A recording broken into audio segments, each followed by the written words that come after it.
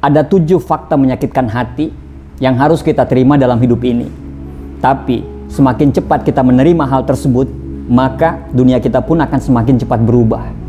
Yang pertama, kamu punya banyak waktu dari yang kamu kira, tapi kamu juga punya sedikit waktu daripada yang kamu kira. Yang kedua, hanya karena Anda sibuk, belum tentu Anda produktif. Yang ketiga, tidak ada jaminan akan hari esok. Yang keempat, masa lalu sudah tertulis dan gak bisa dihapus. Yang kelima, Anda akan selalu gagal terus dari waktu ke waktu. Yang keenam, hidup tidak ada yang sempurna. Kalau Anda melihat hidup orang lain sempurna, tetapi tetap saja itu tidak akan cukup. Dan yang ketujuh, tidak ada yang bisa memperbaiki diri Anda sendiri kecuali diri Anda sendiri.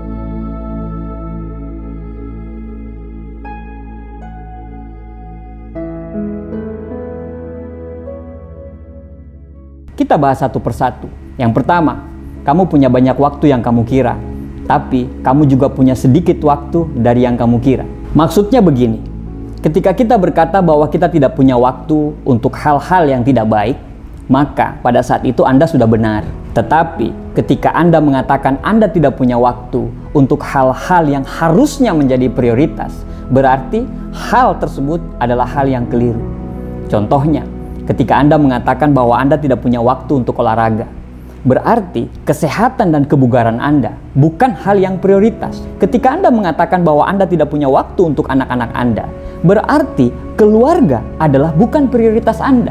Dan ketika Anda mengatakan tidak ada waktu untuk melakukan hal yang spesial buat pasangan Anda, berarti hubungan cinta Anda dengan istri Anda atau pasangan Anda berarti bukan hal yang prioritas. Padahal dalam hidup ini, kesehatan, waktu untuk keluarga, dan menjaga keharmonisan antara pasangan suami istri dan pasangan kita adalah hal yang utama. Dan itu adalah hal yang penting. Dan bisa-bisanya Anda mengatakan bahwa Anda tidak punya waktu untuk hal tersebut. Semua manusia diciptakan dengan waktu yang sama setiap harinya. Yang membedakan adalah umur di tiap manusia tersebut. Nah, ada versi kedua. Ketika Anda mengatakan Anda punya banyak waktu, sehingga muncul kata-kata, santai aja, masih banyak waktu kok, besok aja, lain kali aja, dan kata-kata yang hanya mengaburkan kemalasan Anda. Sebenarnya Anda lagi mempermainkan waktu yang hanya sementara di dunia ini. Apa yang sudah Anda kerjakan untuk menghasilkan karya terbaik untuk diri Anda? Sudah sejauh apa yang Anda usahakan untuk mengejar impian-impian Anda? Ketahuilah, waktumu itu lebih sedikit daripada apa yang kamu kira. Kesimpulannya adalah, bagaimana Anda menghabiskan waktu Anda dengan bijak adalah pilihan hidup masing-masing. Jadi, habiskanlah waktu Anda dengan bijak. Waktu itu gratis, tapi harganya tidak ternilai. Anda tidak bisa kembali ke 2020 untuk memperbaiki segala macam kegagalan Anda, walaupun Anda bayar 1000 triliun sekalipun. Tapi, waktu yang ada di depan Anda masih sangat gratis dan Anda harus memanfaatkan waktu tersebut. Yang kedua, hanya karena kamu sibuk, belum tentu kamu produktif. Kelihatan sibuk, tapi tidak menghasilkan apa-apa. Tidak punya banyak waktu, tapi tidak ada karya yang bisa dibanggakan. Pernah ketemu dengan orang seperti ini? Atau mungkin Anda orangnya. Anda bangga betapa hebatnya Anda dalam melakukan banyak hal, dan Anda bisa mengerjakan semua hal, bahkan secara bersamaan. Anda mengaku orang yang multitasking. Sebenarnya, itu yang membuat Anda tidak produktif loh. Semua Anda ingin kerjakan, tanpa ada pengelompokan mana yang harus diprioritaskan. Kesimpulannya, harus ada prioritas kerja. Ketika Anda ingin mengerjakan semua secara bersamaan, nantinya Anda akan stres dan capek. Kalau udah capek, tidak ada yang maksimal dan akan membuka peluang sebuah kesalahan. Jadi, saran saya, coba Anda kelompokkan tugas serupa itu menjadi satu. Punya banyak email yang perlu dikirim, lakukan semuanya sekaligus. Punya artikel atau esai yang perlu Anda tulis, selesaikan sebelum pindah ke pekerjaan yang lain. Tugas yang berbeda membutuhkan pola pikir yang berbeda juga. Jadi, fokuslah pada satu hal pada satu waktu. Karena kesibukan tidak menjamin Anda untuk melakukan sesuatu itu secara bermanfaat. Mungkin kesibukan tersebut hanya sia-sia belaka. Yang ketiga, tidak ada jaminan bahwa besok itu akan datang. Ini kenyataan pahit yang harus kita terima. Siapa yang bisa menjamin hari esok? Steve Jobs pernah bercerita. Dia bercerita cukup panjang mengenai kematian.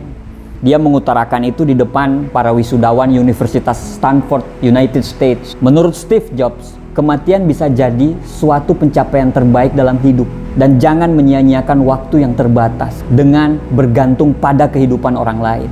Dia melanjutkan, mengingat saya ini akan segera mati, merupakan hal yang paling penting dalam hidup saya untuk membuat pilihan-pilihan besar dalam hidup saya. Tidak ada yang mau mati, bahkan orang-orang yang ingin masuk surga pun ingin supaya bisa panjang umur.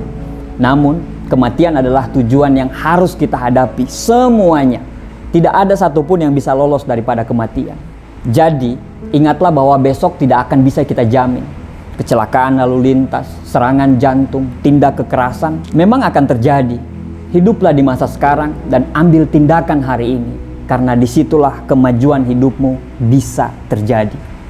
Yang keempat, masa lalu itu sudah ditulis dan tidak bisa dihapus. Pernahkah Anda melakukan kesalahan yang begitu monumental sehingga Anda berharap bisa kembali ke masa yang lalu itu dan bisa memperbaiki semuanya?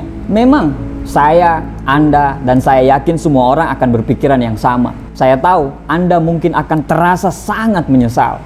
Tetapi menyalahkan diri sendiri atas sesuatu yang sudah kita lakukan tidak ada gunanya sama sekali. Alihkan perhatian kita ke masa yang sekarang, di mana kita dapat mengendalikan hidup kita dan kita bisa melangkah maju ke arah masa depan yang lebih baik.